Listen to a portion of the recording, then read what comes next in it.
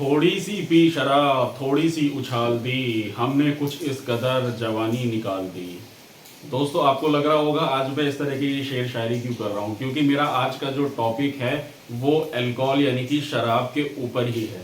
दरअसल हुआ क्या है, द हिंदू में एक एडिटोरियल आया है जिसमें अल्कोहल के बारे में एक नई रिसर्च निकल कर आई है और जिसमें बताया है कि शराब पीने के कोई फायदे नहीं होते। जी हाँ, शराब पीने से कोई फायदा नहीं होते। जो ये लोगों की मिथ्स हैं, जो बताया जाता है कुछ पुरानी रिसर्च के द्वारा कि शराब थोड़ी थोड़ी पीने से, अल्कोहल थोड़ा थोड़ा कंज्यूम करने से उसकी कहीं ना कहीं हेल्थ बेनिफिट्स होते हैं। तो अभी एक लेटेस्ट रिसर्च आई है, तो वो क्या है सारा मुद्दा, वो तो मैं आज बताऊंगा इस वीडियो में।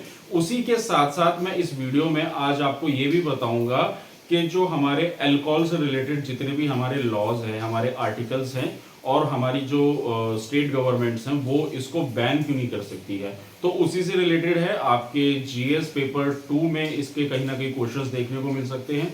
तो चलिए शुरुआत करते हैं। हेलो फ्रेंड्स, मेरा नाम है शशांक सिंह और आप देख रहे हैं मेरा यूट्यूब चैनल। तो जो आज का टॉपिक है, जो द हिंदू में ये एडिटोरियल आया है जिसमें बताया है कि the moderate alcohol consumption has no health benefit, यानी कि शराब पीने से आपको किसी भी तरीके का कोई हेल्थ बेनिफिट नहीं होगा। अब ये हेल्थ बेनिफिट्स को लेके, यानी कि जो हम अल्कोहल कंज्यूम करते हैं, या जिस भी तरीके से बताया जाता है कि अल्कोहल कंज्यूम करने से आपको काफी हेल्थ बेनिफिट्स मिलते हैं। देखिए होता क्या है ना कि अगर आप किसी भी चीज की कंजप्शन जो है उसको एक्सेस लेवल में लेते हैं, तो वो कोई भी चीज हुई, चाहे फिर वो शराब हो, खाना हो, कोई भी चीज होती है, वो आपकी हेल्थ को इफेक्ट करती है।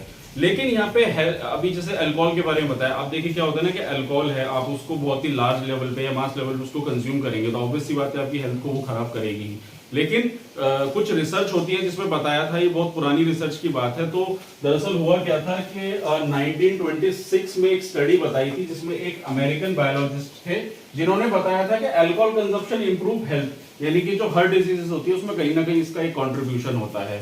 ये एक पुरानी रिसर्च थी।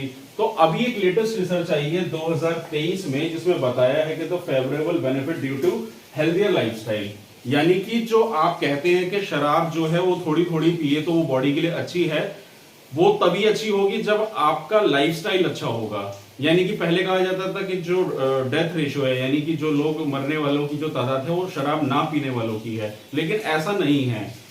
अल्कोहल का कंजप्शन प्लस उसका मतलब अगर कम लेवल का आप अल्कोहल कंजप्शन कर रहे हैं, प्लस उसके साथ आप अपनी हेल्थ को कहीं ना कहीं मेंटेन करके रख रहे हैं, तब वो आप कह सकते हैं कि आप एक अच्छा लाइफस्टाइल है। तो मॉरल ऑफ द स्टोरी क्या है, उसमें बस ये रिसर्च में यही बताया गया है कि अल्कोहल किसी भी तरीके से कोई आपकी हेल्थ के लिए बेनिफिशियल साबित नहीं हो सकता है। अल्कोहल आप ले रहे हैं तो वो आपकी हेल्थ को डिस्ट्रॉय ही करेगा, कोई बेनिफिट नहीं देगा। देखिए मैं इसमें एक छोटा सा एग्जांपल देता हूं कि जैसे हमारा जो इम्यून सिस्टम होता है, इम्यून सिस्टम क्या होता है, हमारे जो बाहर के बैक्टीरियाज होते हैं, बाकी चीजों से हमारी बॉडी को प्रोटेक्ट करता है, जैसे फीवर हो गया या बाकी की अदर डिजीजेस हो गई है।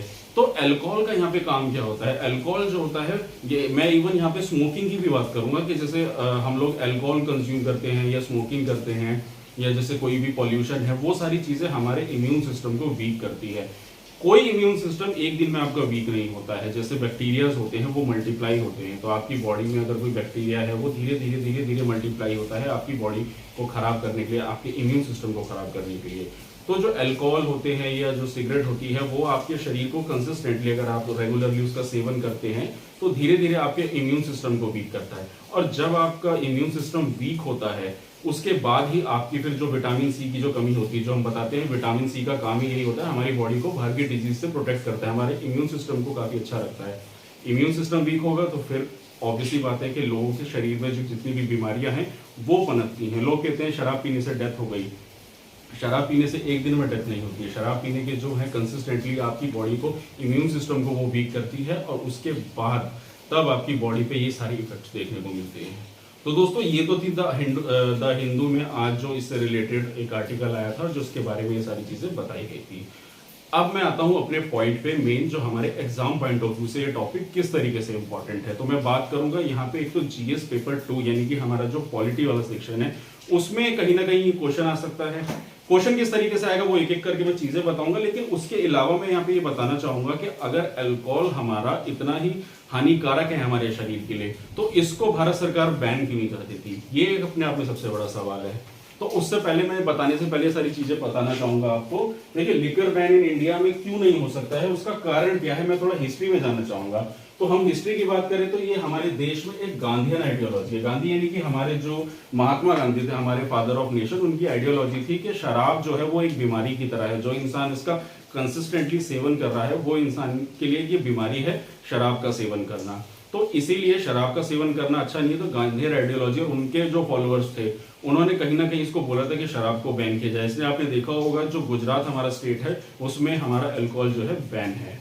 उसके अलावा हमारे directive principle of state policy में आर्टिकल 47 कहता है the prohibition of alcohol and drugs.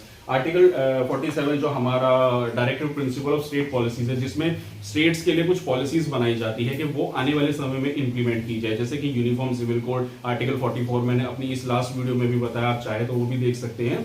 तो डीपीएसपी जब इंप्लीमेंट करना होता है तो उसी के लिए ये सारी चीजें डाली जाती हैं।